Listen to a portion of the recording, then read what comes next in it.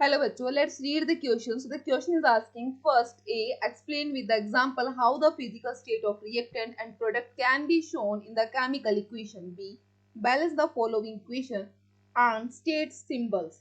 Zn zinc plus HCl बनाता है zinc chloride ZnCl2 plus H2. C, convey the following information in the form of a balanced chemical equation. So here an aqueous solution of ferrous sulfate react with an aqueous solution of sodium hydroxide to form precipitate of ferrous hydroxide and sodium sulfate remain in solution. तो चलिए बात करते हैं question के की concept पर। तो हमारे क्वेश्चन का जो की कंसेप्ट है वो किस पर बेस्ड है? तो हमारे क्वेश्चन का की कंसेप्ट बेस्ड है सॉल्यूशन पर, जहां हमें कहा गया कि जो फिजिकल स्टेट होती है रिएक्टेंट की उसे हम कैसे डिफाइन करते हैं। तो अगर बात करते हैं फर्स्ट वन हम किसके लिए कहेंगे? Physical state.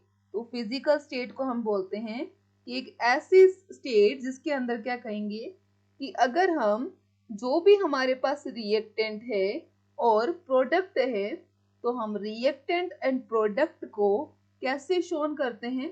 आर शोन यानी कि शो किया जाता है बाय स्टेट सिंबल, कि उनके स्टेट सिंबल की हेल्प से हम उन्हें क्या करते हैं?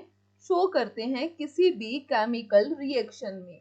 ठीक है, तो फॉर एग्जांपल अगर हम बात करते हैं जिंक का Zn, अब Zn जिंक कैसा है? सॉलिड है, तो इसकी फिजिकल स्टेट S हो गई प्लस H2SO4। अब H2SO4 सल्फ्यूरिक एसिड क्या है? एक्वस है, तो AQ हो गया।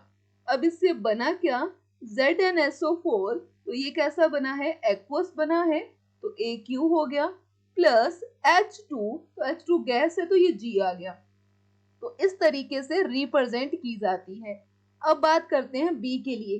तो बी में हमें क्या दिया कि बैलेंस करना है रिएक्शन को।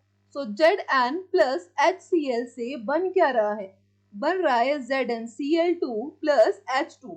अब हमने देखा यहाँ 2 क्लोरीन और 2 हाइड्रोजन है, तो हमने यहाँ 2 लगा दिया।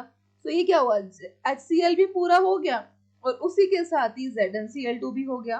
तो हम क्या कहेंगे? जिंक यहाँ पर कैसा है? सॉलिड है। HCl यहाँ पर क्या है? एक्वस मीडियम में है। जिंक क्लोराइड कैसा बन रहा है? एक्वस बन रहा है। और H2 कैसा है? गैस है। तो इस तरीके से हमने क्या कर दिया? रिएक्शन को बैलेंस कर दिया। अब हम बात करेंगे सी के लिए। तो सी में हमें एक प्रोडक्ट जो दिया है उसके मैसेज को कन्वे करके एक रिएक्शन बनाना है। जहां हमें क्या कहा?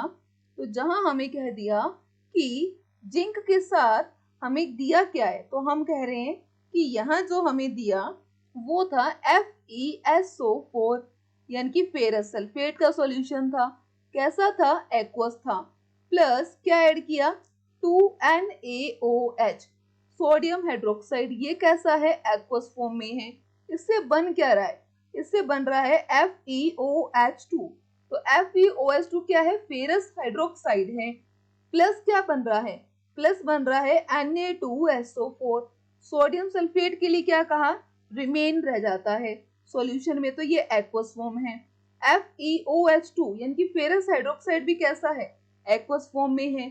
अगर बात करते हैं सोडियम हाइड्रोक्साइड एक्वस फॉर्म में है। आयरन सल्फेट कैसा है? एक्वस फॉर्म में है। So I hope you understand very well. Best of luck. Thank you.